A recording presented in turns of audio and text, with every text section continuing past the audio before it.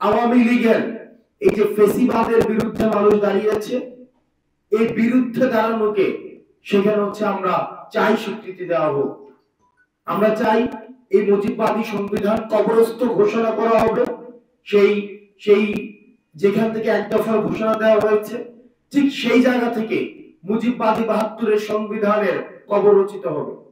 ঠিক সেই জায়গা থেকে আওয়ামী লীগ বাংলাদেশের প্রেক্ষাপটে একটি অপ্রাসঙ্গিক একটি রাজনৈতিক দল, যারা গণমানুষকে মানুষ হিসেবে স্বীকৃতি না দিয়ে নির্যাতন, নিপীড়ন, গুম এবং খুন এবং হত্যার যারা রাজনীতি করেছে, যারা জনগণের বিপরীতে, আশা আকাঙ্ক্ষার বিপরীতে দাঁড়িয়েছে, আমরা প্রত্যাশা রাখছি এই জুলাই প্রক্লেমেশন অফ জুলাই রেভলিউশনে এই নাৎসিবাদী এই দলটিকে সেখান থেকে বাংলাদেশে অপ্রাসঙ্গিক ঘোষণা করা হবে।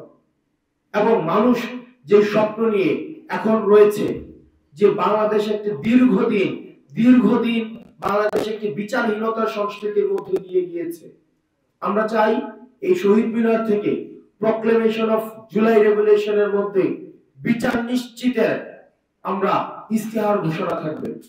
আপনারা জুলাই রেভলিউশনের যখন প্রক্লেমেশনটা হবে, সেই প্রক্লেমেশনের মধ্যেই দেখবেন যে আমরা সেখানে হচ্ছে ব্যাপারটা হচ্ছে ঘোষণা করা হবে যে আগামী নির্বাচন নিয়ে কিছু থাকছে কিনা, বা আগামী নির্বাচনটা হচ্ছে কি আমাদের দেশে দীর্ঘদিন তো আমাদের ভোটাধিকারী ছিল না। আমাদের যে এই যে মুজিববাদী সংবিধানটা এমন ভাবে প্রণয়ন করা হয়েছে যে মানুষের তো ভোটের অধিকারী ছিল না। এই যে আপনারা এখানে বসে আছেন, এই যে আমাদের বয়সী মানুষ, আপনারা গত 3টা নির্বাচনে কি ভোট দিতে পেরেছেন? কয়জন ভোট দিতে পেরেছেন?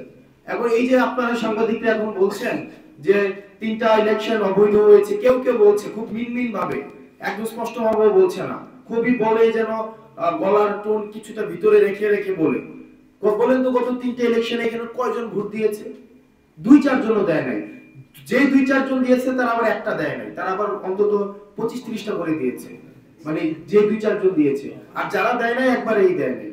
তো এই যে ন্যারেশনটা আমাদেরকে বঞ্চিত করে রাখা হয়েছে, জনগণকে রাষ্ট্রীয় যে শাসনের মধ্যে, আমরা রাষ্ট্রীয় শাসনের মধ্যে জনগণ কিভাবে অংশগ্রহণ করে সেটা হচ্ছে ভোট প্রদানের মধ্য দিয়ে, এই ভোট প্রদান থেকে বঞ্চিত করা হয়েছে। এই বিষয়গুলো আমরা প্রত্যাশা করছি এই জুলাই রেভলিউশনে আসবে। আর পরবর্তী নির্বাচন কাঠামো কিভাবে নির্ধারিত হবে সেটা আমাদের সংস্কার কার্যক্রম চলছে, সকল রাজনৈতিক দলের মতামতের ভিত্তিতে সেটি অবশ্যই সেই সংস্কার কাঠামোর মধ্য দিয়ে সেই বিষয়টি উঠে আসবে।